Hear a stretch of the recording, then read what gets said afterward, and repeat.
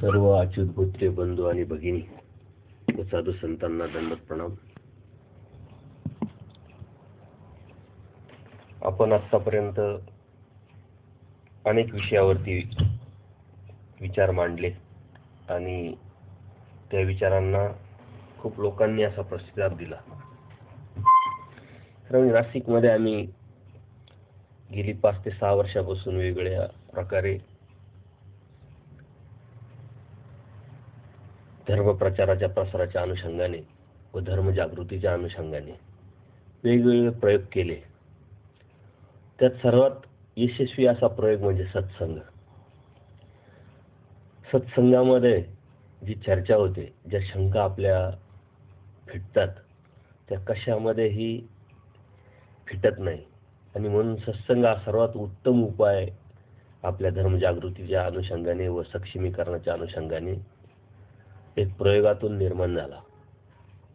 आणि म्हणून मी सर्वांना आवाहन करेल, विनंती करेल की आपण आपापल्या ठिकाणी जे वासनिक लोक आहे, नामधारक लोक आहे, त्यांना एकत्र करून नक्की सत्संग सुरू करा. आठवड्यातून एकदा किंवा महिन्यातून एकदा 2 तास त्यावरती आपण पुढे बोलणार आहोत. खरं म्हणजे मानव संप्रदाय हा ज्ञानाचा धर्म समजला जातो. परंतु आज जर आपण डोकून बघितलं तर खरंच ज्ञानाचा किंवा ज्ञानियांचा धर्म आहे का असं आपल्याला सहजच वाटून जातं. खरं म्हणजे हे मी नामधारकांविषयी, वासनिकांविषयी बोलतो आहे. यात साधू संत येत नाही आणि आपले सत्संग सुद्धा नामधारक वासनिकांसाठीच सुरू असतात, आम्ही घेत असतो. कारण त्यांना ती जास्त गरज आहे. एखादा नामधारक उपदेश घेतो आणि त्या उपदेश घेतल्यानंतर त्याला सहजच भ्रम निर्माण होतो. कारण त्याचा एक भ्रम तुटलेला असतो, जीव आणि देवता एकत्र, सर्व एकच. तो भ्रम परमेश्वर कृपेने त्याच्या कोणाला तरी निमित्त करून फिटतो.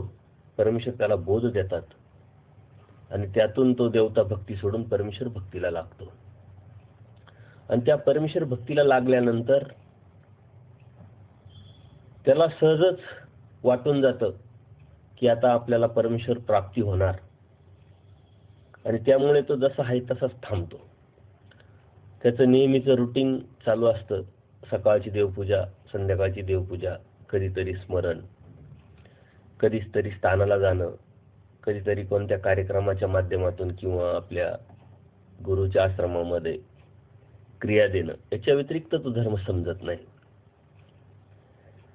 तो एक प्रकारे भ्रमात असतो. पण कोणीतरी आपल्यासारखा जाणीवेचा त्याला भेटतो आणि अभ्यासाच्या अनुषंगाने त्याला काही प्रश्न विचारले जातात की तू उपदेश घेतला, का घेतला, कशासाठी घेतला, उपदेश घेण्यातून तुला फायदा काय होणार, तोटा काय होणार. आणि म्हणून ज्यावेळेस त्याला हा प्रश्न निर्माण होतात किंवा निर्माण करून देतात तेव्हा त्याची चिकित्सा निर्माण होते, उत्सुकता निर्माण होते. खरं म्हणजे जीव हा चिकित्सक परमेश्वराने स्पष्ट सांगितलंय आणि ही चिकित्सकता जीव पुरेपूर वापरत असतो आपल्या व्यावहारिक जीवनामध्ये, सांसारिक जीवनामध्ये, व्यावसायिक जीवनामध्ये. एखादी गोष्ट आपण जर मार्केटमध्ये घ्यायला गेलो तर त्याविषयी कितीतरी चिकित्सा आपण बाळगत असतो. एक वस्तू घ्यायची, 4 दुकानं फिरतो, तिचा कलर बघतो, तिची किंमत बघतो, तिचा ब्रँड बघतो. इतकी चिकित्सा स्त्रियांमध्ये ही चिकित्सा जास्त आढळते आपल्याला. भाजीपाला घ्यायला गेले किंवा कुठेही शॉपिंगला गेले तरी ही चिकित्सा त्यांना फायद्याची ठरते. याच्या पाठीमागचं कारण काय, का आपण फसले जाऊ नये, फसू नये. परंतु हीच चिकित्सा आपण धर्मात मात्र कधीही लावत नाही. परंपरेनं आलं, आपण पुढे नेत असतो. दृष्टपर भक्तीचा जोर आपल्याकडं जास्त दिसेल हे लक्षात येईल तुम्हाला. आणि म्हणून भीतीपोटी लोक करतात म्हणून, किंवा संसारात आपल्याला काहीतरी हवंय या उद्देशाने धार्मिकता करणारे अनेक नामधारक उपदेशी दिसतील. परंतु आजपर्यंत ह्या ज्या परंपरा होत्या त्या पूर्वी परंपरा नव्हत्या, कारण गावागावात साधू संत आपल्या आचाराच्या माध्यमातून, आटन विजन, दीक्षा भोजन या नित्यविधीच्या माध्यमातून संपर्कात असायचे आणि त्या संपर्कामुळं लोकांच्या संपर्कात राहून हे ज्ञान देण्याचं ज्ञान कार्य सतत चालू असायचं. पण आज परिस्थिती बदलली आहे. आज आश्रम पद्धत निर्माण झाली. साधू संतांचं फिरणं काही निमित्ताने सुरू झालं. काळाचा महिमा म्हणा किंवा आपली प्रवृत्ती म्हणा बदलल्यामुळं आपल्यामध्ये ज्ञानाची जी भूक आहे ती कमी झाली. आजची जी उपलब्धता आहे ती पूर्वी नव्हती. पूर्वी लिपीमध्ये असलेलं हे तत्वज्ञान आपल्यापर्यंत पोहोचायला खूप वेळ लागला. आज आपल्याला अनेक माध्यमाच्या माध्यमातून किंवा दुकानांमध्ये आपले सर्वच साहित्य विकत घेता येतात, वाचता येतात. आजच्या इतकी साधू संतांची उपलब्धता पूर्वी कमी होती. आज कार्यक्रम खूप होतात. त्या कार्यक्रमाच्या माध्यमातून आपल्याला तत्वज्ञान जाणता येतं, समजून घेता येतं. आणि हे अखंड चालू असताना सुद्धा अज्ञान लोकांची संख्या मात्र काही कमी झालेली नाही. याच्या पाठीमागचे कारण धर्माची जी व्याख्या आहे ही आपण सीमित करून टाकली, मर्यादित करून टाकली. याच्या पाठीमाग आपण सहज चिंतन जर केलं तर आपल्या लक्षात येईल की आपण उपदेश घेण्याच्या अगोदर, जो बोध देण्याच्या अगोदर परमेश्वराने जे आपल्याला तत्वज्ञान सांगितलेलं आहे, तर तत्वज्ञानाचा जो पाया आहे तो आपण विसरलोय किंवा त्या तत्वज्ञानापासून आपण दूर जातोय. म्हणून आपल्याला सहज शंका निर्माण व्हायला पाहिजे की सृष्टी का निर्माण केली, कोणी निर्माण केली, कशासाठी निर्माण केली आणि केव्हा निर्माण केली. या सृष्टीमध्ये मी येण्या अगोदर होतो कुठं, आलो कसं, कोणी आणलं ना, आल्यानंतर मी केलं काय. ही पहिली सृष्टी की अनंत सृष्टी अगोदर होऊन गेल्या. हा माझा पहिला जन्म की अनेक वेळा मी जन्माला येऊन गेलो. हे प्रश्न जेव्हा आपल्याला निर्माण होतील आणि त्या प्रश्नाचे उत्तर आपण शोधण्याचा जेव्हा प्रयत्न करू, तेव्हा नक्कीच आपल्या तत्वज्ञानामध्ये परमेश्वर कृपेने या सर्व प्रश्नांची उत्तर आपल्याला भेटतील. खरं म्हणजे आपण आपल्यासारखे भाग्यवान आपणच आहोत, कारण ह्या प्रश्नांचे उत्तर अन्य ठिकाणी तुम्हाला दिसणार नाही, भेटणार नाही. आणि जरी भेटले तर सायंटिफिकली त्याचं समाधान तुम्हाला करता येणार नाही किंवा होणार नाही. आणि म्हणून हा विचार आपण केला पाहिजे की आपण ज्या तत्वज्ञानात जगतोय, ज्या धर्मात राहतोय, तो तत्वज्ञान, तो धर्म किती श्रेष्ठ आहे याची जाणीव जेव्हा आपल्याला होईल तेव्हा आपोआपच आपण त्या तत्वावरती, त्या धर्मावरती चालण्याचा प्रयत्न करू. परमेश्वराला कधीतरी कृपा उपजली आणि ती कृपा उपजल्यानंतर परमेश्वरातला जवळचा जो आनंद आहे तो आनंद त्याला द्यावासा वाटला. कोणाला तरी दिल्यानंतर ती शांतता परमेश्वर दयाळू, माळ, कृपाळू असल्यामुळे होणार होती. आणि म्हणून परमेश्वर शोधक आहे, द्रावक आहे. त्या शोधक प्रवृत्तीने परमेश्वराने शोधण्याला सुरुवात केली का हा माझा आनंद द्यावा, कोणाला द्यावा. म्हणून त्यांनी देवतेकडे बघितलं.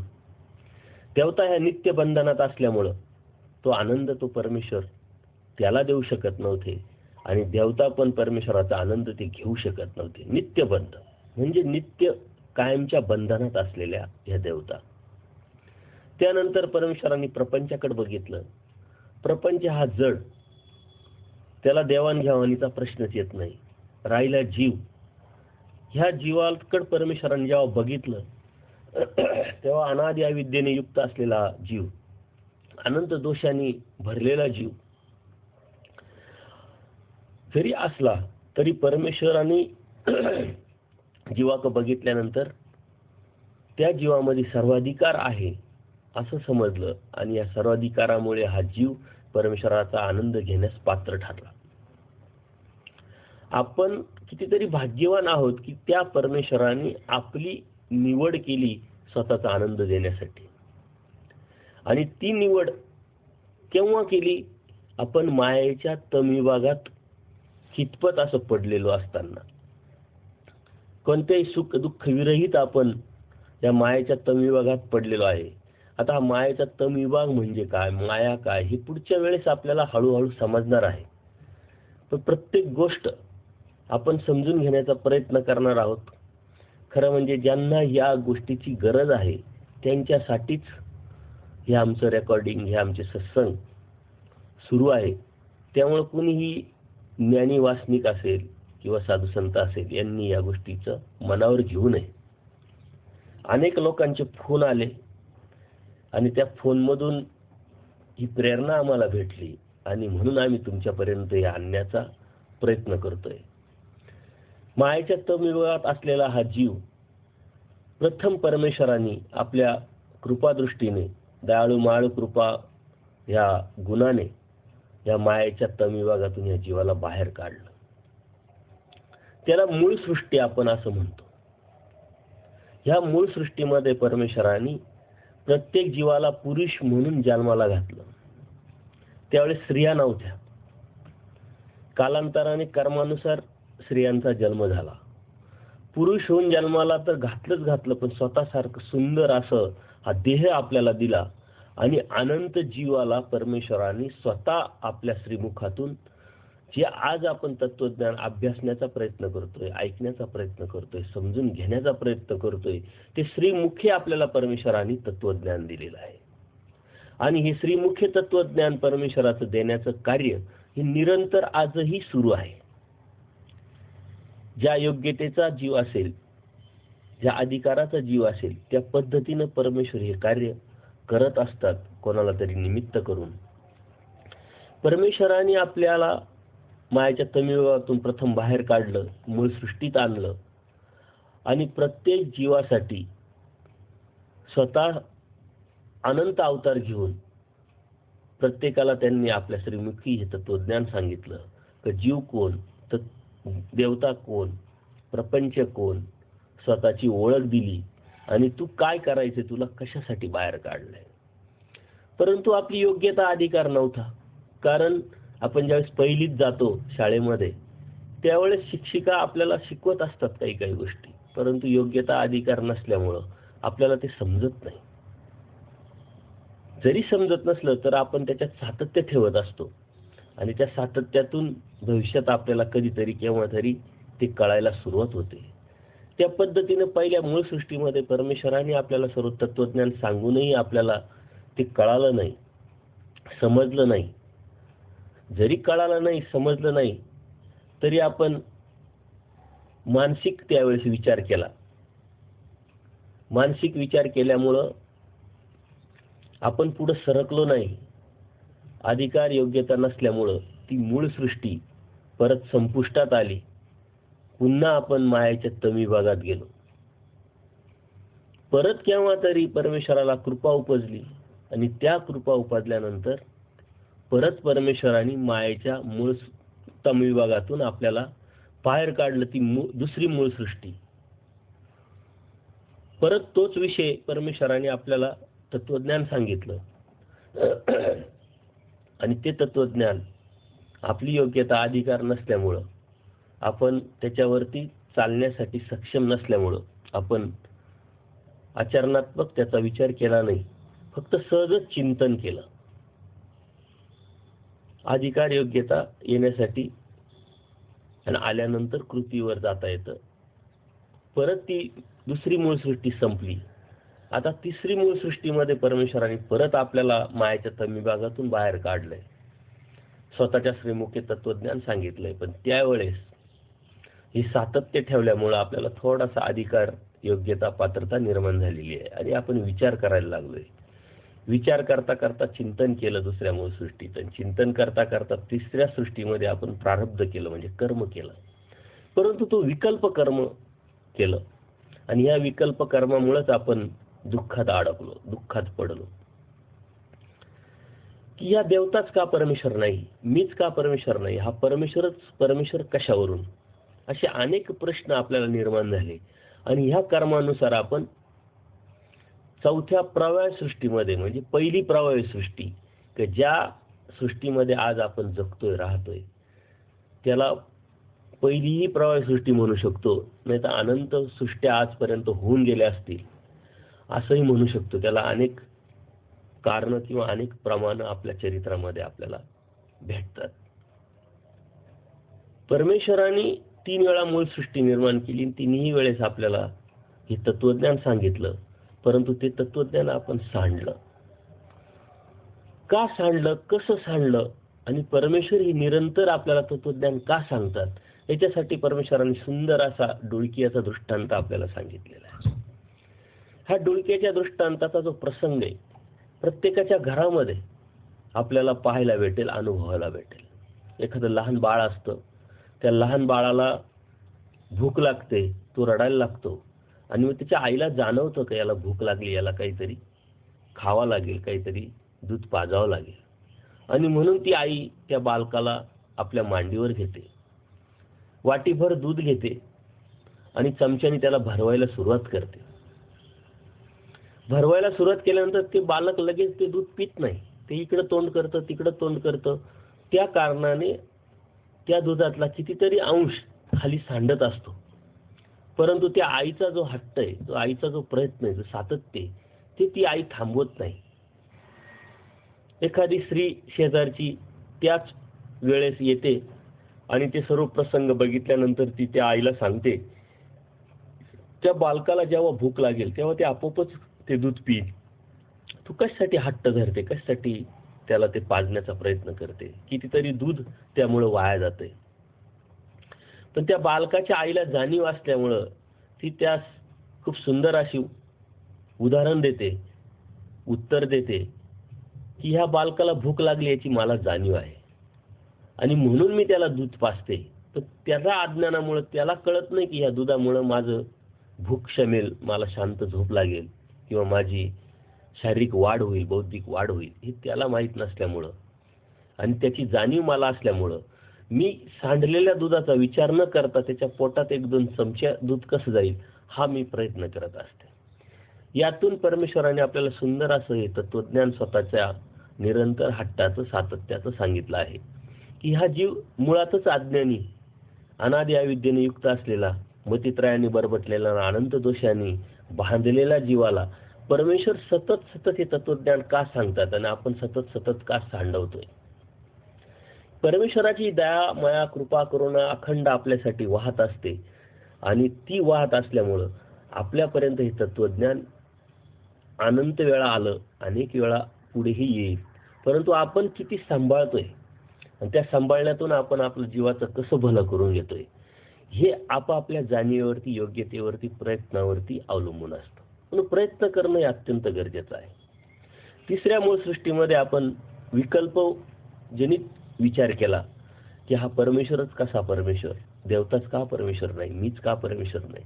आणि यामुळं अनेक जीव काही स्त्रियांच्या लिंगामध्ये गेले, काही पुरुषांच्या लिंगामध्ये गेले आणि अनंत जीव असे आहे की जे 84 लाख योनीमध्ये म्हणजे नरक योनीमध्ये गेले. कोणत्या जीवानी कसा विचार केला, कसं चिंतन केलं, किती तीव्रतेनं केलं, किती कमीपणाने केलं, कशी शंका भावली, त्यानुसार त्याचा जन्म प्रवाह सृष्टीत झाला आणि आपलं जीवन सुरू झालं. जीवन सुरू होत असताना हे सर्व सारखेच आपल्याला दिसले आणि आजही व्यावहारिक जीवनामध्ये अन्य लोकांना जेव्हा आपण विचारतो परमेश्वर भक्ती, देवता भक्ती जेव्हा सांगण्याचा प्रयत्न करतो, तेव्हा त्यांच्या अज्ञानाने ते सहजच म्हणतात सर्व सारखेच असतात. सर्व सारखे फक्त धार्मिकतेमध्ये तो समजत असतो, परंतु कधीही व्यावहारिक जीवनामध्ये तो सर्वांना सारखं समजत नाही. याचं वर्गीकरण त्यांनी सतत केलेलं असतं. सरपंच त्याला वेगळा दिसतो, ग्रामपंचायतीचे सदस्य त्याला वेगळे दिसतात, नगरसेवक, आमदार, खासदार, मुख्यमंत्री, पंतप्रधान हे सर्वांचे पद त्याला वेगळे दिसतात. त्यांचे अधिकार, त्यांचे काम करण्याच्या पद्धती या सर्व त्याला वेगळ्या दिसतात.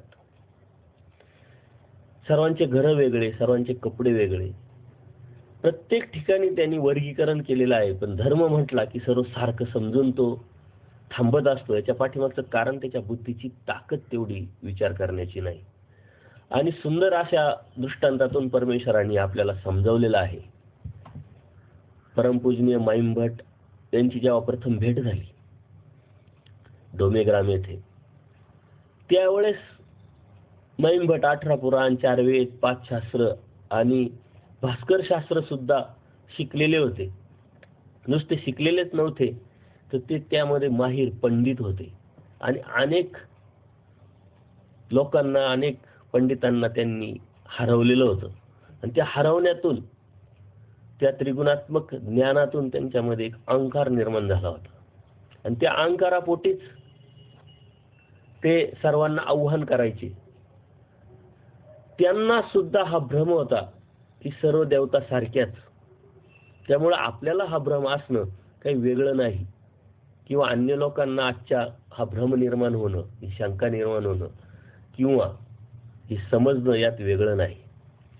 ज्यावेळेस प्रथम माई भटांना परमेश्वरांनी जीव आणि देवता, प्रपंच आणि परमेश्वर कसे वेगळे आहे या चार पदार्थांच्या माध्यमातून त्यांना तत्वज्ञान सांगितलं, ते तत्वज्ञानाच्या माध्यमात किंवा ते तत्वज्ञान समजवण्यासाठी परमेश्वरांनी त्यावेळेस हत्तीचा दृष्टांत त्यांना सांगितला.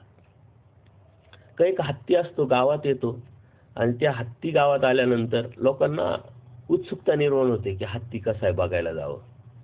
अनेक लोक ते हत्ती बघण्यासाठी जातात. त्या गावामध्ये काही लोक आंधळे असतात, 6 आंधळे बसलेले असतात आणि त्यांच्या कानावर ही गोष्ट पडते की हत्ती आलाय ना, हत्तीला बघायला लोक जात आहे.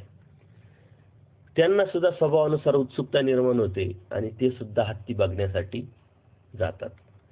आंधळे लोक डोळे नाही बघणार कशाने, ते स्पर्शाने हत्तीला बघण्याचा प्रयत्न करतात. एक जण आंधळा असतो, तो शेपटीला हात लावतो. दुसरा आंधळा असतो, तो सोंडेला हात लावला. तिसरा आंधळा असतो, कानाला हात लावला. चौथा आंधळा असतो, पायाला हात लावला. 5वा आंधळा असतो, पाठीला. 6वा आंधळ्यानी पोटाला हात लावला. अशा वेगवेगळ्या अवयवाला त्यांनी हात लावून हत्ती कसा समजून घेण्याचा प्रयत्न केला आणि परत आपापल्या जागेवरती येऊन बसले. ज्यावेळेस ते चर्चा करायला सुरुवात करतात की हत्ती बघितला का आणि तो कसा, त्यावेळेस ज्यांनी शेपटीला हात लावला तो हत्ती खराट्यासारखा. तर त्याला ते जाणवलेले, त्याला तो तिथं पोहोचलेला असल्यामुळे त्याला ते समजलेलं आहे की हत्ती हा खराट्यासारखा आहे. परंतु इतर लोकांनी वेगळ्या अवयवाला हात लावल्यामुळे ते हत्ती खराट्यासारखा असं मानायला तयार नाही आणि मानणार पण नाही. जीवाचं असंच असतं, जो जिथं पोहोचला त्याला खरं समजतो, बाकी सर्व खोटं समजतो. परंतु तसं नसतं. आपण जिथं पोहोचलोय त्या व्यतिरिक्त लोक दुसरीकडे पोहोचलेले असल्यामुळे त्यांना ते कळालेलं असतं आणि म्हणून समजून घेण्याची प्रवृत्ती आपल्यामध्ये निर्माण झाली पाहिजे. आपल्यामध्ये उत्सुकता आणि चिकित्सा निर्माण असली पाहिजे. आपण जिथं पोहोचलोय ते खरं नाही असं समजून आपला जो प्रवास आहे, आपली जी प्रगती आहे अध्यात्माची, ही सतत सुरू राहिली पाहिजे. या हत्तीच्या दृष्टांतातून परमेश्वराने सुंदर असं आपल्याला तत्वज्ञान समजावलंय.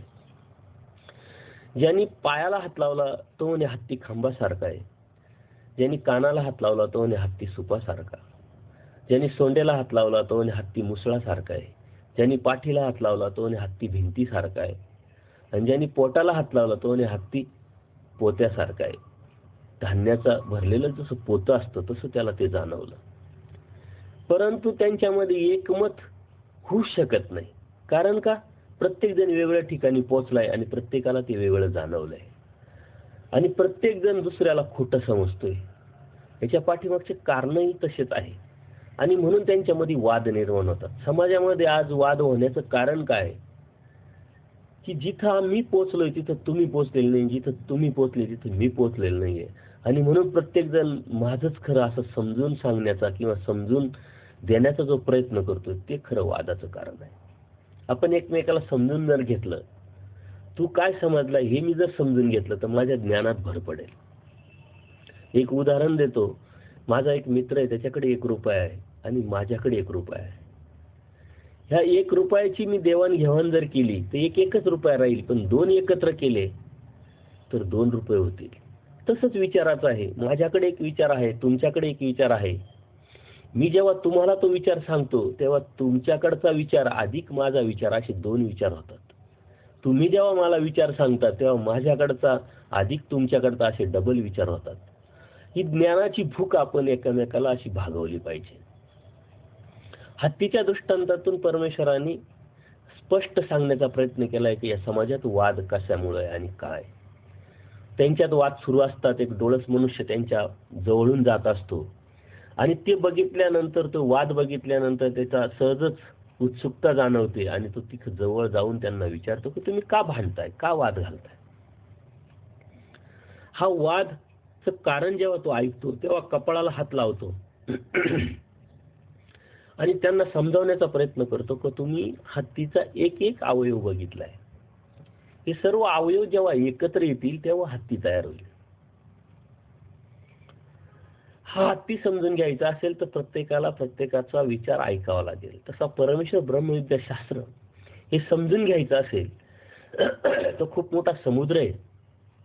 कुठेतरी किनाऱ्यावरती जाऊन जर आपण त्याचा अनुभव घेण्याचा प्रयत्न केला तर ते शक्य नाही. अनेक किनाऱ्यांचा एक समुद्र आहे आणि तो समुद्र जर समजून घ्यायचा असेल तर अनेक किनाऱ्या आपल्याला समजून घ्यावा लागतील.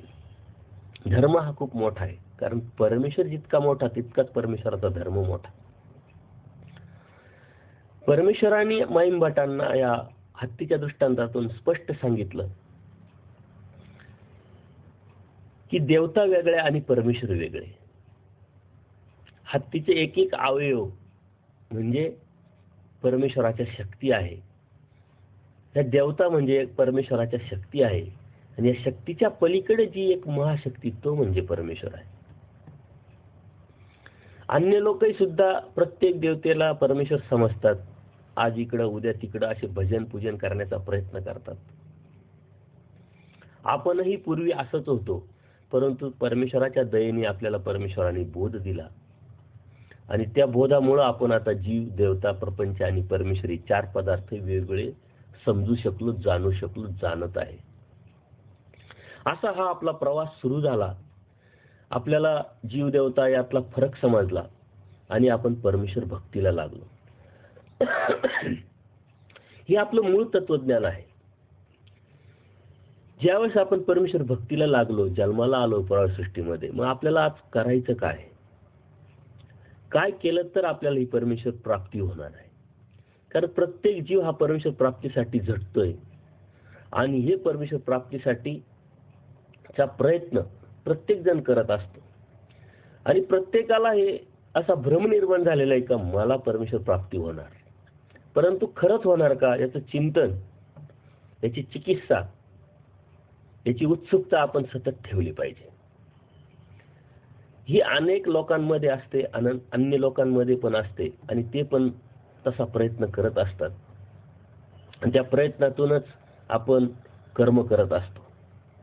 परंतु पूज्य माईंभटांना हे तत्वज्ञान सांगत असताना तो कर्माचा सिद्धांत त्यांनी खोडलेला आहे, परमेश्वरांनी खोडलेला आहे. ज्यावेळेस परमेश्वर त्यांना प्रश्न विचारतात की तुम्ही जे तत्वज्ञान जाणलंय, तुम्ही जे ज्ञान मिळवलंय, त्या तत्वज्ञानाच्या माध्यमातून, त्या ज्ञानाच्या जोरावरती या जीवाची मुक्ती होईल असं तुमच्याकडे काही आहे का? तेव्हा त्यांना तो प्रश्न अगदीच फुटकळ आणि छोटा वाटला आणि त्या छोट्या वाटण्यातून त्यांनी उत्तर दिलं, यात काय विशेष?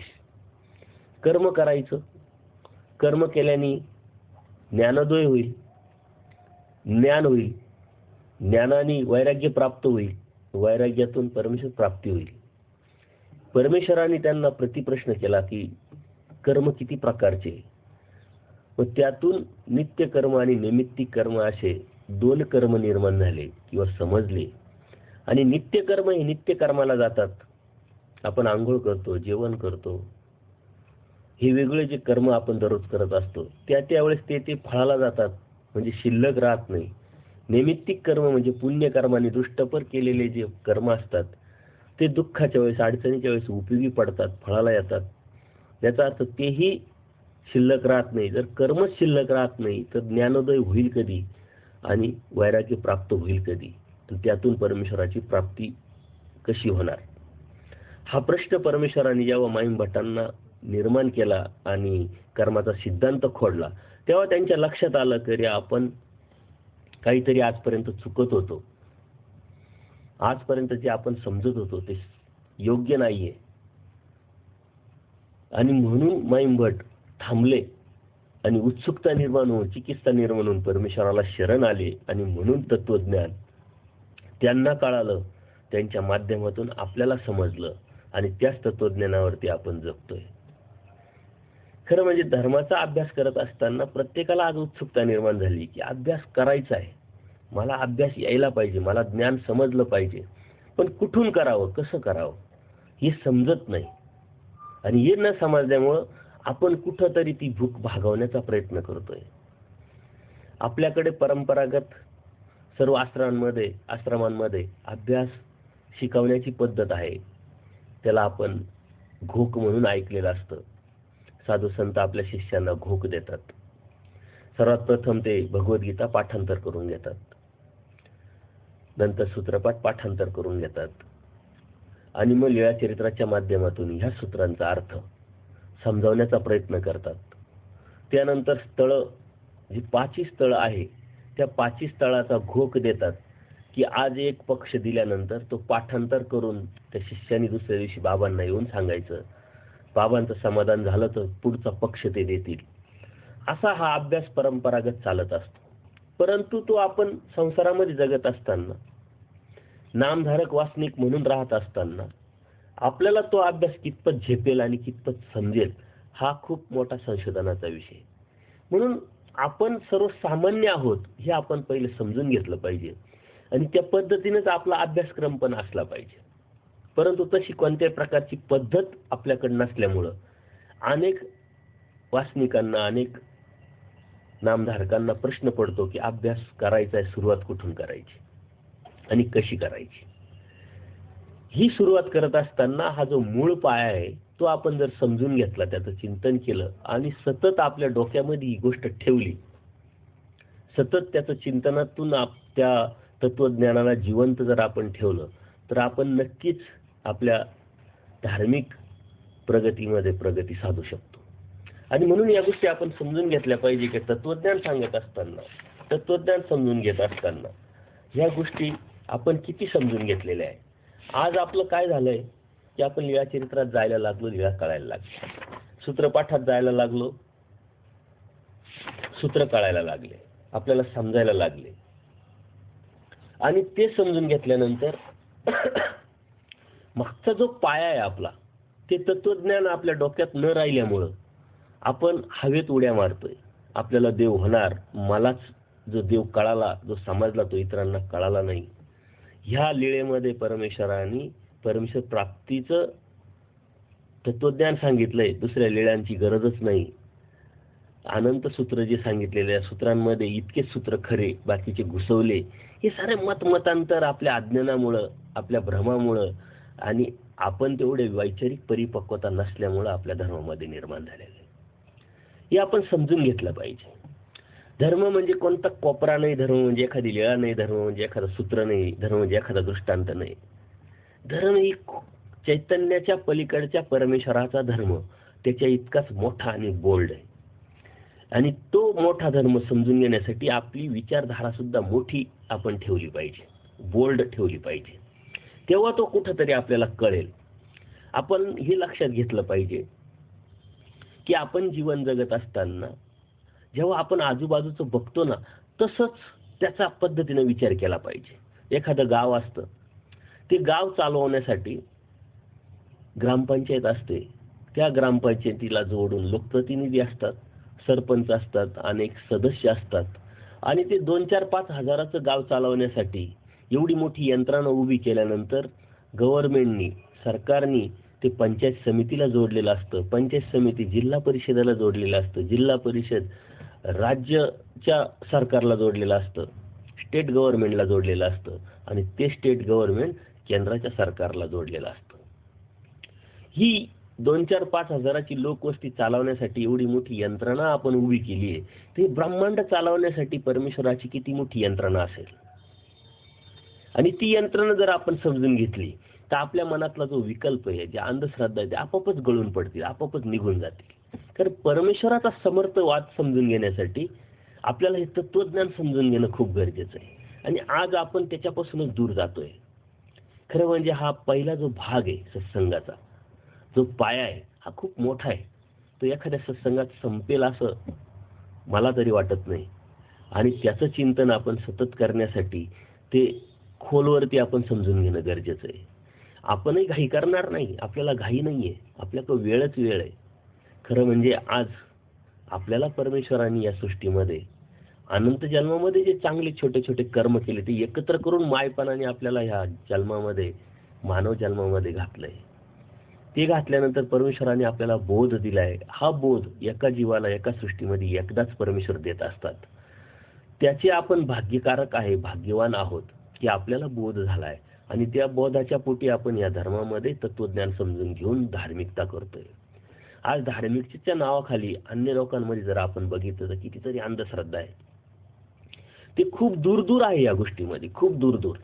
त्यांना 2 प्रश्नांचे उत्तर सुद्धा सांगता येणार नाही. परंतु आपण कोण आहोत, काय आहोत, कुठं होतो, कसं आलो, आल्यानंतर आता आपण काय करायला पाहिजे, काय केल्यानंतर आपल्याला आपल्या जीवनाचं भलं कसं होईल, हित कसं साधता येईल, ह्या सर्व प्रश्नांचे उत्तर आपल्याकडे आहे. परमेश्वराने ब्रह्मांड चालवण्यासाठी देवतेची निर्मिती केली. खरं म्हणजे देवता ह्या अनादीच्या आहे. निर्मिती करणं हा विषय नाही. जसं जीव होताच, परंतु मायाच्या तमिभागातून त्याला बाहेर काढलं, तसं देवता अव्यक्त रूपी होत्या, त्याला व्यक्त रूपात आणलं. आणि ह्या देवता किती? 81 कोटी 1.25 ह्या जी संख्या आहे ही फक्त आपल्या तत्वज्ञानात आपल्याला पाहायला भेटेल. अन्य लोक 33 कोटीपर्यंत त्यांचा आकडा गेलेला आहे आणि त्या 33 कोटी फक्त या स्वर्गाच्या देवता आहे. देवतेचा हा जो भाग आहे हा सेकंड पार्ट किंवा दुसरा सत्संगात जेव्हा आपण घेऊ तेव्हा तुम्हाला आश्चर्य वाटेल की ह्या देवता आपल्यासाठी किती कार्यरत आहे. सृष्टी कोणासाठी निर्माण केली? परमेश्वराने जीवासाठी. कारण जीवाला स्वतःचा आनंद देण्यासाठी निवडलं म्हणून सृष्टी परमेश्वराला निर्माण करावं लागली आणि या सृष्टीत या जीवाला आणलंय. म्हणजे सृष्टी निर्माण केली परमेश्वराने जीवासाठी आणि ही सृष्टी चालवण्यासाठी साऱ्या देवतेला कामाला लावलंय परमेश्वराने. कोणासाठी? जीवासाठी. म्हणजे परमेश्वराने आपल्यासाठी सृष्टी निर्माण केली आहे. परमेश्वराने आपल्यासाठी साऱ्या देवतेला कामाला लावलंय. आणि हे कमी आहे की काय की परमेश्वराने आपल्यासाठी परत अवतार घेतला. मूळ सृष्टीचा अनंत अवतार घेऊन आपल्याला हे तत्वज्ञान सांगितलंच आहे, परंतु आपल्या अज्ञानाची जी परिसीमा आहे ही परमेश्वराला माहीत असल्यामुळं परमेश्वराने अवतार घेतला. अवतार परमेश्वर घेतो हे फक्त आपल्याला माहित आहे. लोकांना पण माहित आहे परमेश्वर अवतार घेतात, पण कोण अवतार, कसे अवतार, कोणत्या प्रकारे, कोणत्या पद्धतीने हे काहीही माहीत नाही. म्हणून आपण किती भाग्यवान आहोत हे आपण समजून घ्या का प्रत्येक प्रश्नाचं उत्तर आपल्याला तत्वज्ञानातून भेटतंय. सृष्टी निर्माण केल्यानंतर ही सृष्टी चालवण्यासाठी अनंत देवता 81 कोटी 1.25 देवता एका ब्रह्मांडात असे अनंत ब्रह्मांड म्हणून अनंत देवता इथं कार्यरत केल्या.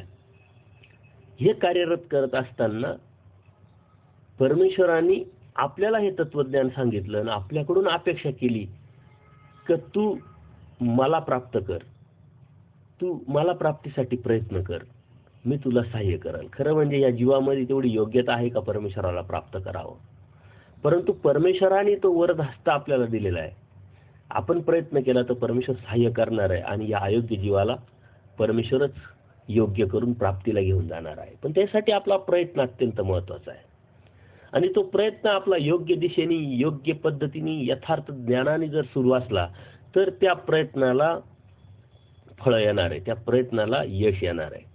अन्यथा आपण भ्रमाच्या पोटी, अज्ञानापोटी, अन्यथा ज्ञानापोटी हे न समजून घेता फक्त पळत राहिलो, माझंच खरं असं समजत राहिलो तर ती दिशा योग्य नाही, ते ज्ञान यथार्थ नाही, आपण समजून घेतलं पाहिजे. या 81 कोटी 1.25 देवता या सृष्टी चालवण्यासाठी परमेश्वराने व्यक्त केल्या आणि सृष्टीची रचना केल्यानंतर सृष्टीचं कार्य सुरू झालं. फळदात्री देवता. मग आपण जे कर्माने मिळवलेले ते सर्व देण्याचं काम देवतेचं असतं. परंतु आपण जर परमेश्वर भक्तीला लागलो तर ह्या देवतेचा संबंध, संपर्क तुटत असतो. कारण दैवराटीसाठी वेगळी यंत्रणा परमेश्वराने निर्माण केलेली आहे. या दैवराटीच्या जीवाच्या सर्व फायली परमेश्वराच्या टेबलवरती असतात. मी हे उदाहरण जे देतोय ते आपण समजून घेण्यासाठी, आपल्याला समजण्यासाठी. आणि अन्य राटीचे जे कर्मराटीचे आपण समजतो त्या लोकांचा भोग या सर्व देवतेकडेच असतो आणि म्हणून प्रत्येकाच्या भोगाच्या अनुषंगाने प्रत्येक देवतेकडे त्यांच्या फायली असतात. एक देवतेचा भोग संपला का दुसरी देवता, दुसऱ्या देवतेचा भोग संपला का तिसरी देवता, हे कार्य कंटिन्यू चालू असतं. आपल्यासाठी ही भोग आहे, परंतु दैवराटीसाठी यंत्रणा वेगळी असल्यामुळं यात आता प्रश्न निर्माण करू नका का दैवराटीचे कोण. आपण परमेश्वर भक्त आहोत. परमेश्वर भक्तीत जे येतात ते सर्व दैवराटीचे. मग त्याची योग्यता, पात्रता ही वेगवेगळ्या पद्धतीची असू शकते. दैवराटीचं आपण आहे की नाही आपण चिंतन करावं, समजून घ्यावं. परमेश्वराच्या समर्थवादावरती निष्ठा ठेवून जर आपण परमेश्वराच्या भक्तीत लीन असेल, कोणत्याही अंधश्रद्धा विरहित किंवा कोणत्याही कर्मकांडा विरहित, तो आपण दैवराटीचे समजावं. म्हणून दैवराटीसाठी परमेश्वराने या सकळही देवता, ज्या 81 कोटी 1.25 देवता आहे, त्यांच्या ओळखणी म्हणजे वेगळी शक्ती त्यांच्यातून निर्माण केलेली आहे. आणि ह्या देवतेचं कार्य एका देवतेच्या अंडर, एका देवतेच्या खाली दुसऱ्या देवतेचं, दुसऱ्या देवतेच्या खाली तिसऱ्या देवतेचं, असं चालतं कर्मराटीत. परंतु इथं दैवराटीमध्ये या सर्व देवता परमेश्वराच्या अधीन राहून कार्य करत असतात. म्हणजे परमेश्वरच या देवतेला आदेश देत असतात. आणि आपल्या साऱ्या कर्माच्या भोगाच्या ज्या फायली त्या परमेश्वराकडे असतात. आणि म्हणून परमेश्वराच्या माध्यमातून हा आपला जीवनमान आता चालू झालेला आहे. आणि ते चालू असताना आपल्या जीवनामध्ये अडीअडचणी येतात, संकट येतात, भोग येतात, दुःख येतात. पण ते सर्व परमेश्वराच्या अनुषंगाने, परमेश्वराच्या कृपेने किंवा परमेश्वराकडून येत असतात. त्याच्यासाठी परमेश्वराने एक ऋणाईचा खूप सुंदर असा दृष्टांत सांगितला आहे. आणि आपण किती भाग्यवान आहात हे आपल्याला या दृष्टांतामधून आपल्याला समजेल. एक शेतकरी असतो आणि तो शेतकरी आपली शेती करण्यासाठी किंवा आपलं कुटुंब चालवण्यासाठी सतत प्रयत्न करत असतो. त्या प्रयत्नातून तो कर्ज काढतो. अनेक सावकाराकडून कर्ज काढल्यानंतर त्याच्या लक्षात येतं की आपल्या उत्पन्नापेक्षा कर्ज आपलं जास्त झाले आणि आपण आता ते फेडू शकत नाही, देऊ शकत नाही. आपल्याला आत्महत्या केल्याशिवाय, आपल्याला मरण्याशिवाय आता पर्याय नाही. परंतु तो हुशार होता, चिकित्सक होता, त्यांनी ते समजून घेतलेलं होतं. म्हणून त्यांनी एक लक्षात आणलं की आपल्या कुटुंबाला वाचवण्यासाठी, आपल्याला स्वतःला वाचवण्यासाठी आपल्याला आता राजाकडे जावं लागेल. आणि तो त्या राजाला शरण जातो. त्या राजाला सर्व आपली हकीकत सांगतो की माझी नियत आहे यांना देण्याची, कारण मी घेतलेलं आहे. परंतु माझी तशी परिस्थिती आता राहिली नाही. म्हणून राजाला त्याच्या कर्तव्याची जाणीव होते. प्रजेचं रक्षण करणं हे राजाचं कर्तव्य असतं प्रथम. आणि म्हणून तो राजा त्या सावकारांना, जे घेणेकऱ्यांना सर्वांना बोलवतो आणि सांगतो का हा तुमचा देणेकरी आहे आणि तुम्ही याची घेणेकरी आहे. हे मलाही मान्य आहे, त्यालाही मान्य आहे. परंतु राजाच्या दरबारात आल्यानंतर आता राजा न्याय देणारा असतो. आणि म्हणून राजाने त्यांना सर्वांना एक आदेश दिला की आता जे तुमचं घेणं आहे ते 50% तुम्हाला माफ करावं लागेल, तुम्ही माफ करा. तर राजाचा आदेश म्हटल्यानंतर कोण ऐकणार नाही. त्या घेणेकऱ्यांना वाटलं चला 50% माफ, पण 50% तरी लगेच भेटल. आणि म्हणून 50% आपले भोग परमेश्वर मार्गाला लागल्याबरोबर बंद झाले, कमी झाले. ही सर्वात मोठी भेट परमेश्वराने आपल्याला दिलेली आहे. परंतु ती आपण न समजून घेण्यासाठी, न समजून घेतल्यामुळं अनेक प्रश्न आपल्या मनामध्ये, शंका आपल्या मनामध्ये येत असतात. थोडंसं संकट आलं, थोडंसं व्यावहारिक असेल, कौटुंबिक असेल किंवा सांसारिक असेल, तर थोड्यानी लगेच आपण गडबडून जातो आणि घाबरून आपण अंधश्रद्धेकडे किंवा कर्मकांडाकडे पळत असतो. आणि तिथंच आपली सर्वात मोठी चूक आपण करत असतो, हे आपण समजून घेतलं पाहिजे. ऋणाईच्या दृष्टांतातून परमेश्वर आपल्याला हेच सांगण्याचा प्रयत्न करतात की राजा आदेश देतो. राजा म्हणजे परमेश्वर. ह्या देवता ज्या भोगवणाऱ्या असतात त्याचे 50% भोग ह्या देवतेकडून परमेश्वर डायरेक्ट कमी करून घेतात, बंद करतात. म्हणजे 50%च भोग राहिला. त्या देणेकऱ्याला सुद्धा, त्या शेतकऱ्याला सुद्धा आता 50%च रक्कम द्यायची. परंतु तो कंगाल आहे, तो लगेच देऊ शकतो का? परमेश्वर म्हणजेच राजा दुसरा आदेश देतो का आता हा जेव्हा देईल तेव्हा घ्या. त्याला लिमिट नाही. आजच द्यायला पाहिजे, उद्याच द्यायला पाहिजे, वर्षातच द्यायला पाहिजे, असं काही लिमिट नाही. जेव्हा देईल तेव्हा, जिथं घेईल तिथं घ्या. असं काही नाही की बाबा लगेच ह्याच ठिकाणी द्यायला पाहिजे, त्याच ठिकाणी द्यायला पाहिजे, घरी आणूनच द्यायला पाहिजे किंवा मी घरी जायला पाहिजे, असं काही नाही. आणि तिसरा आदेश अत्यंत महत्त्वाचा आहे का जेवढं देईल तेवढं घ्या. 1 रुपयाच घ्या, 2 रुपयेच घ्या किंवा इतकेच दिले पाहिजे असं काही नाही. या ऋणाच्या दृष्टांतातून परमेश्वरांनी आपल्याला खरं म्हणजे सिक्युर्ड केलेलं आहे. एक आत्मविश्वास दिलेला आहे. एक आपल्याला पाठिंबा दिलेला आहे. एक प्रकारे आपल्याला संरक्षण दिलेलं आहे की तुम्ही माझ्या मार्गाला जर लागले, एक निष्ठ भक्तीला जर लागले, परमेश्वर भक्तीला जर लागले, तर तुमचे जे भोग आहे ते 50% मी माफ करेल आणि राहिलेले भोग हे मी सांगेल तसे ती देवता भोगेल. आणि म्हणून दैवराटीतले लोक, त्यांच्यावर येणारे जे संकट आहे त्याची तीव्रता खूपच कमी असते. किंवा आपल्याला अनेक परिस्थितीतून हे आपण जाणवत असतो, समजून घेत असतो की आपल्यावर आलेलं संकट हे आपल्याला समजलं पण नाही, समजत पण नाही. कारण ते परमेश्वराने आपल्याला ते दिलेलं आहे आणि परमेश्वर दयाळू माळू कृपाळू असल्यामुळं आपला हात तुटणार असेल तर ते खर्चटेल. लांबवरती प्रवास करत असताना 200 किलोमीटरवरती आपला जर ॲक्सिडेंट होणार असेल तर आपल्या गावापासून वैद्यकीय सेवेपासून अगदी 5-10 किलोमीटरवरती ती गोष्ट घडते. म्हणजे ठिकाण परमेश्वर बदलतात, वेळ बदलू शकतात किंवा आपली जी तीव्रता आहे, आपलं जे संकट आहे ते सुद्धा बदलू शकतात. याचा अर्थ परमेश्वर अनार्जित दाता आहे.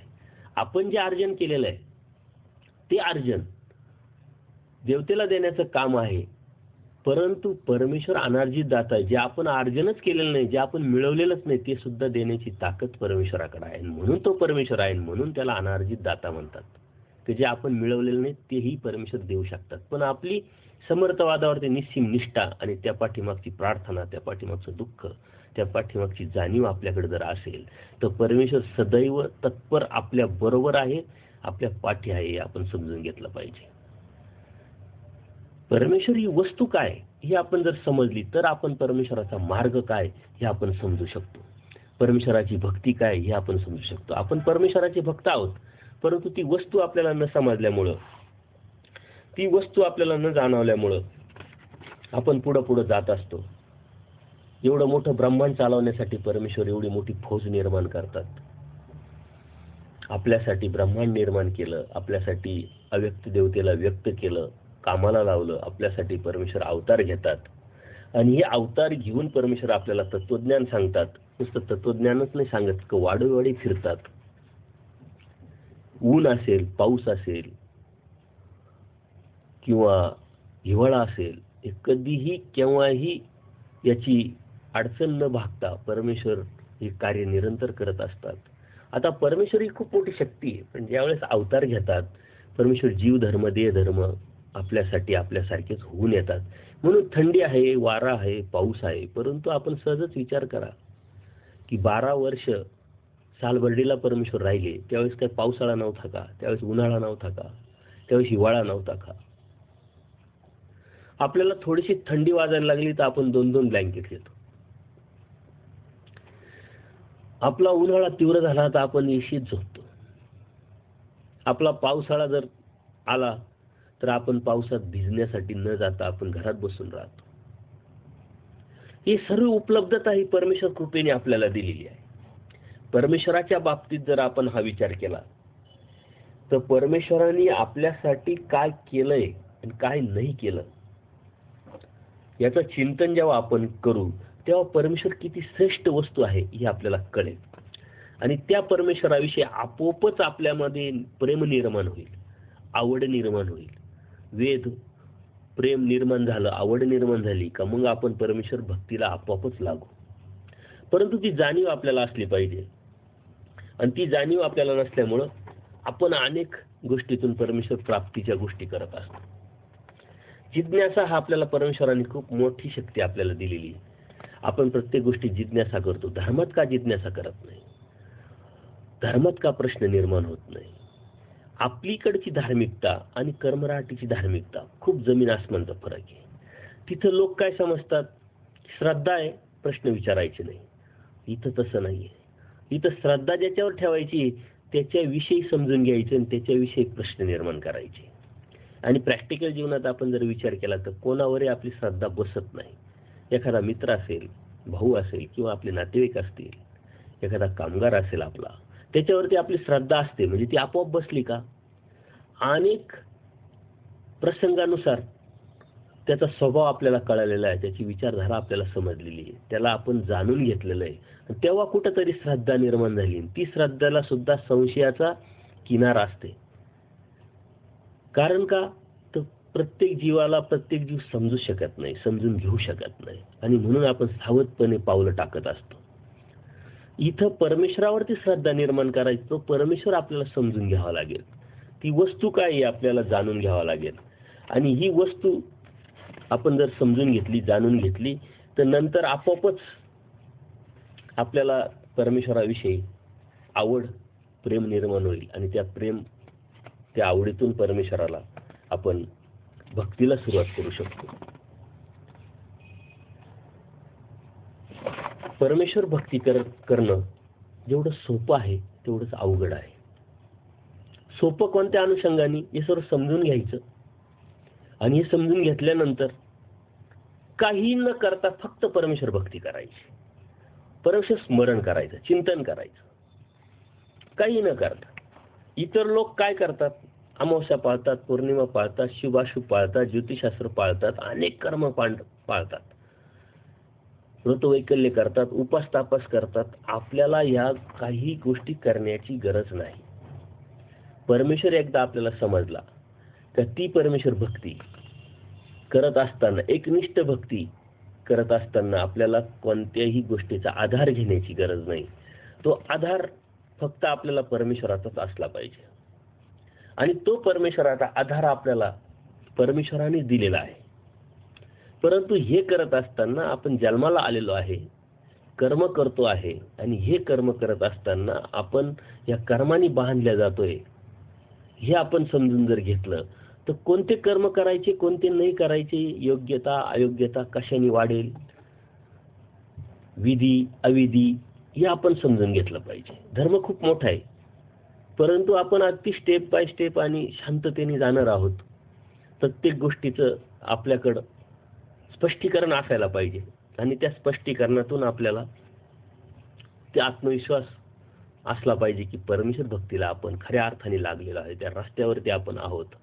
2 दिवस 4 दिवस लेट होऊ, परंतु 100% आपल्याला परमेश्वर भेटेल. शंका घेऊन जर आपण परमेश्वर भक्तीला जात असेल किंवा लागलेला असेल तर त्या शंकेतून परमेश्वर आपल्याला भेटणार नाही. कारण मूळ सृष्टीच्या 3ऱ्या मूळ सृष्टीमध्ये आपण ही शंका घेतली का परमेश्वर, कशावरून परमेश्वर, देवताच का परमेश्वर नाही, हा विकल्प केला, म्हणून आपण दुःखात गेलो. आजही तेच होण्याची शंका आपल्यामध्ये निर्माण झाली पाहिजे का? जर आपण परमेश्वरावरती शंका घेतली, त्याला जर जाणून नाही घेतलं योग्य पद्धतीनं, तर आपण सुद्धा आता परत नरकात जाण्याची शक्यता आहे. आणि म्हणून आपण या गोष्टी समजून घेतल्या पाहिजे. आपण खरं म्हणजे आता जन्माला आलेलो आहे. जन्माला येऊन करतो काय हा जीव? आजूबाजूला जर आपण बघितलं तर प्रत्येक जीव हा संसार करताना दिसतो. आणि संसारात करतो काय आपण? तर परमेश्वराने स्पष्ट सांगितलं, संसार हा अस्थिर आहे.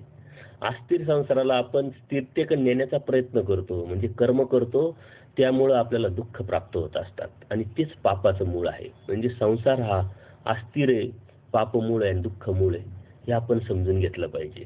आता संसार आपल्याला सोडता येत नाही, लगेच संसार आपण सोडू शकत नाही, पण त्यासाठी आपण प्रयत्न तर करू शकतो. त्या संसारामध्ये किती लागले पण ठेवावं, किती आपलं पण ठेवावं, याच्यावर तरी आपण चिंतन करू शकतो, विचार करू शकतो. कर्तव्याच्या भावनेतून प्रत्येक गोष्ट आपण केली पाहिजे. ज्या व्यक्तीला कर्तव्य समजेल त्या व्यक्तीला आपले पण लागले पण ठेवण्याची आवश्यकता नाही. माझ्या मुलाच्या ठिकाणी, माझ्या कुटुंबीच्या ठिकाणी, माझ्या समाजाच्या ठिकाणी, माझ्या नातेवाईकांच्या ठिकाणी काय कर्तव्य आहे हे जर मी समजून घेतलं आणि ते कर्तव्य मी वेळोवेळी जर पार पाडित असलो तर मला लागले पण ठेवायची आवश्यकता नाही. आजपर्यंत आपण तेच केलं, म्हणून अनेक संकट आपण ओढून घेतलेली. आपल्या दुःखाला कारण आपणच आहोत, कोणीही आपल्याला दुःख देऊ शकत नाही. कारण आपलं कर्म आपण केलं, त्या कर्माचा भोग आपल्यालाच भोगावा लागणार आहे. कोणाचंही कर्म कोणाला चिटकत नसतं, कोणाचा भोग कोणाला मिळत नसतो, आणि कोणालाही तो भोग भोगता पण येत नसतो. आपण केलेलं आहे, आपल्यालाच ते करावं लागेल, भोगावं लागेल, संपवावं लागेल, हे लक्षात घ्या. आपण जन्माला आलो, कर्मभूमीत जन्माला आल्यानंतर आपण कर्म करतो, आणि हे कर्म जे केलेले ते भोगण्यासाठी परत नरकात जात असतो. हा जन्म मृत्यूचा जो रोग आपल्याला लागलेला आहे, हा रोग जर आपण समजून घेतला तर आपलं परमेश्वराची जी भक्ती आहे आपोआपच आपल्याला समजून येईल. मग हिंदू धर्मामध्ये एक मूळ तत्व आहे की जन्माला आलेला मनुष्य मरतो, मेलेला मनुष्य जन्माला येतो. कोणत्याही धर्मामध्ये हे तत्व तुम्हाला ऐकायला वाचायला भेटणार नाही. धर्म म्हटलं की आपल्या डोक्यात येतं मुस्लिम धर्म, ख्रिश्चन धर्म, शीख धर्म, जैन धर्म, बौद्ध धर्म, असे अनेक धर्माचे प्रकार आहे. ह्या धर्माचे तत्वज्ञान जर आपण अभ्यासलं तर गीतेचा एखादा भाग, गीतेचा एखादा अध्याय त्यातलं तत्वज्ञान ते समजेल. याच्या व्यतिरिक्त गीता 18 अध्यायाच्या माध्यमातून जर समजून घ्यायचे असेल आणि धर्म म्हणजे काय हे समजून घ्यायचं असेल तर त्यांना आपल्याकडेच यावं लागेल. परंतु त्यांनी तेवढं भाग्य जोडलेलं नाही आणि म्हणून त्यांना इथं येता येत नाही ना. आपण तेवढं भाग्य जोडलंय म्हणून आपण इथं आलेलो आहोत. आपण जन्माला आलो, कर्म करतो आणि हे कर्म जे मिळवलेले असतात ते भोगण्यासाठी नरकात जातो. हा आपला मूळ तत्वाचा जो गाभा आहे. जन्माला आलेला मनुष्य मरतोच आणि मेलेला मनुष्य जन्मालाच येतो. कारण आपल्याला दिसतंय ते. जन्माला आलेला मनुष्य आपल्याला दिसतोय, मेलेला मनुष्य आपल्याला दिसतोय. ज्या अर्थी जन्माला आलेला दिसतोय त्या अर्थी मेलेला दिसतोय, त्या अर्थी तो मेलेला आहे, तो जन्माला येत असतो. आणि हे सारखं राडगाडगं चालू असतं. परमेश्वराने हे राडगाडगं कंटिन्यू जे चालू आहे ते थांबावं म्हणून आपल्याला मूळ सृष्टीतून काढलेलं आहे. ते थांबावं म्हणून या देवतेला कामाला लावलंय. हे थांबावं म्हणून परमेश्वराने अवतार घेऊन आपल्याला हे तत्वज्ञान सांगितलेलं आहे. त्याच्यासाठी सुंदर असं राहटगडियाचा दृष्टांत परमेश्वर सांगतात की पूर्वी विहिरीतून शेतकरी पाणी काढण्यासाठी इलेक्ट्रिक मोटरी नसायच्या, त्यावेळेस मोट असायची. आता जे ग्रामीण लोक आहे त्यांना ती मोट म्हणजे काय हे माहीत असेल किंवा त्यांना ते समजू शकतात. मोट म्हणजे एक चांबड्याची मोठी पिशवी असते आणि ती पिशवी बैलाच्या माध्यमातून विहिरीत टाकायची. ती भरली पाण्याने का वरती आणायची आणि त्या पाण्याद्वारे शेती करायची. म्हणजे आपण कर्मभूमीत येतो म्हणजे खाली येतो. ती मोठ खाली जाते आणि पाण्याने भरलेलं, तसं आपण खाली येतो कर्मभूमीत आणि ह्या कर्माने आपली ही मोठ म्हणजे आपलं हे जीवन आहे भरतो आपण आणि खाली करण्यासाठी परत नरकात जात असतो. नरक म्हणजे काय कमी आहे का? 13 भेदी नरक परमेश्वराने सांगितले. तो वेगळा विषय आपण कधीतरी घेणार आहोत. परंतु आज जर आपण सहजच बघितलं तर आपल्याला जलद्रूप नरक आणि स्थिर नरक लगेच दिसतात डोळ्याला. 84 लाख योनी, कुत्रा, मांजर, डुक्कर, म्हैस, बैल ह्या ज्या गोष्टी आहे ह्या जर आपण समजून घेतल्या तर त्या आपल्याला खूप सोप्या होऊन जातील. आज आपल्याला हे प्राणी दिसतात समोर असल्यामुळं आपण त्या गोष्टीची जाणीव आपण करू शकतो आणि ह्या गोष्टीची जाणीव केल्यामुळं आपल्याला ह्या नरकाच्या दुःखाची गोष्टची जाणीव आपल्याला लगेच होईल. डिस्कवरी चॅनल आपण बघतो, त्याच्यामध्ये अनेक प्राणी आपल्याला दिसतात. अशी कितीतरी प्राणी आहेत आपण ते कधी पाहिलेले पण नसतात. आणि ते पाहिलेले नाही याचा अर्थ ते नाही असं नाही. आपण पाहिलेल्या प्राण्यांची जर लिस्ट करायचं ठरवलं तर 100च्या वरती 200च्या वरती ती लिस्ट आपली जाणार नाही. परंतु शास्त्राने 84 लाख योनी सांगितलेली, 84 लाख प्राणी या जगामध्ये आहे, या सृष्टीमध्ये आहे. आणि ती 84 लाख योनीमध्ये आपण जन्ममृत्यू असं करत करत मनुष्य जन्मात आलेलं आहे. आणि ह्या मनुष्य जन्मात आल्यानंतर आपण कर्म करतोय आणि त्या कर्मातून आपण नरकात जात असतो आणि हे नरक भोगल्यानंतर परत मनुष्य जन्मात येत असतो. हा प्रवास जर आपण समजून घेतला तर नक्कीच आपल्याला या नरकाविषयी, या दुःखाविषयी भीती निर्माण होईल. आणि ती भीती निर्माण झाली की आपण आपोआपच परमेश्वराच्या मार्गाला, परमेश्वराच्या धर्माला पक्क होऊ शकतो.